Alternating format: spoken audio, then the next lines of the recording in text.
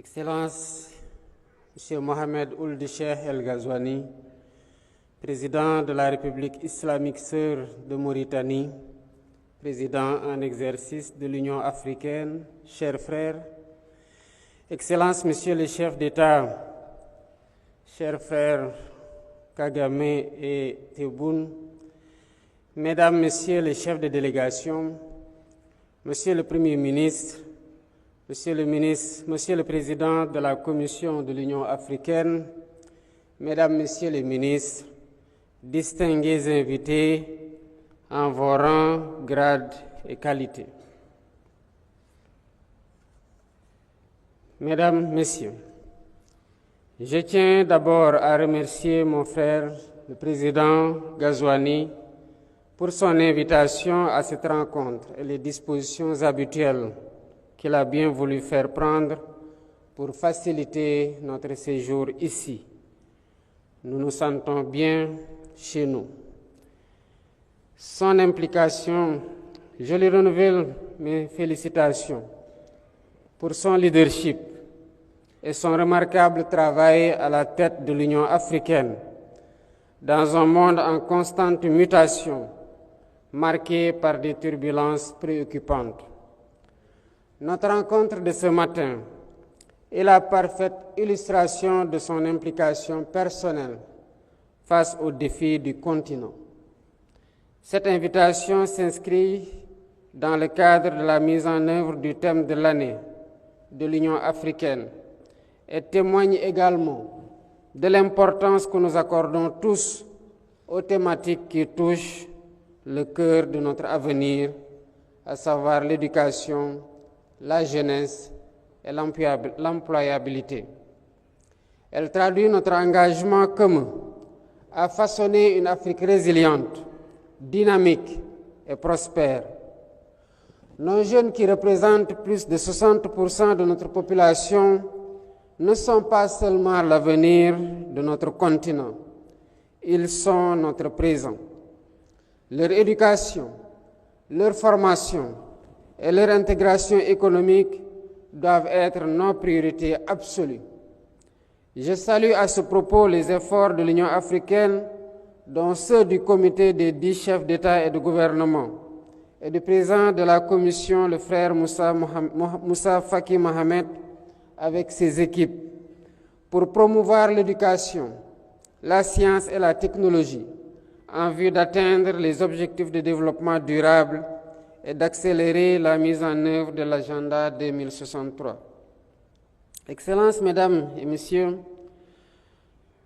nous mobiliser pour l'éducation, c'est investir pour l'éveil des consciences, la formation aux compétences et le progrès. C'est également contribuer à forger la capacité de discernement qui rend moins vulnérable à la manipulation et aux influences. C'est ériger le savoir-faire et le savoir-être en rempart contre l'ignorance et l'obscurantisme. C'est par ailleurs assurer la qualité des ressources humaines capables d'assurer un développement économique et social endogène. Au Sénégal, nous avons fait le choix d'investir massivement dans une éducation inclusive et de qualité. Et cela passe, entre autres, par l'affectation de beaucoup de ressources de nos budgets et des partenaires. Cela passe par l'accès à tous à une éducation de qualité, en particulier pour les jeunes filles et les communautés rurales, afin de briser les cycles de pauvreté. Cela passe par le renforcement de l'éducation, de l'introduction des technologies, du numérique dans le système d'éducation, de formation à tous les niveaux. Cela passe par le renforcement de la formation technique et professionnelle adaptée aux besoins du marché pour connecter nos jeunes au monde du travail. Mais il ne suffit pas de former, il faut aussi créer des opportunités d'emploi et des écosystèmes favorables. La jeunesse est le moteur de la transformation économique. Nos jeunes regorgent de créativité et d'ambition. C'est à nous, décideurs, de leur offrir les conditions nécessaires pour innover et entreprendre. C'est ce que nous faisons au Sénégal, où l'investissement dans le capital humain de qualité et l'équité sociale sont au cœur du nouvel agenda de transformation de notre système et du pays à l'horizon 2050. Nos programmes visant à favoriser l'employabilité sont déjà en cours d'exécution et plusieurs autres phases d'initiation. Il s'agit notamment de l'accompagnement des startups dans le secteur clé de l'économie numérique et de l'économie verte, des partenariats publics-privés pour encourager les entreprises à recruter et à former les jeunes, des projets structurants comme les pôles industriels, les hubs d'innovation qui génèrent des emplois à forte valeur ajoutée. Nous ne devons toutefois pas sous-estimer les défis, car l'écart entre les compétences enseignées et les besoins du marché reste important. La question de la transition démographique exige aussi des solutions rapides et durables. Cela demande des mesures telles que des politiques continentales harmonisées pour favoriser la mobilité des talents et des opportunités. Cela demande une collaboration renforcée avec nos partenaires internationaux pour mobiliser davantage de ressources et d'expertise. Le développement des infrastructures éducatives et numériques pour réduire la fracture entre les zones urbaines et les zones rurales. Excellences, Mesdames et Messieurs, le succès de notre continent repose sur notre capacité à offrir à nos jeunes les moyens de réaliser leurs rêves. Unissons donc nos forces en vue de bâtir une économie africaine capable de retenir nos talents et de répondre aux aspirations de notre jeunesse.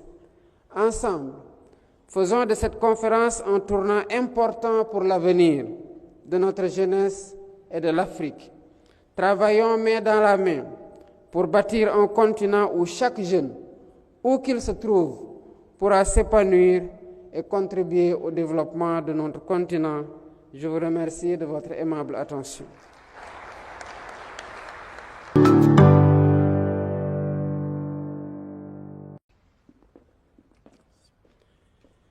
Excellences, M. Mohamed Ould Cheikh El Ghazouani, président de la République islamique sœur de Mauritanie, président en exercice de l'Union africaine, chers frères, Excellences, Messieurs les chefs d'État, chers frères Kagame et Tebboune, Mesdames, Messieurs les chefs de délégation, Monsieur le Premier ministre, Monsieur le Président de la Commission de l'Union africaine, Mesdames, Messieurs les ministres, distingués invités en vos rangs, grades et qualités.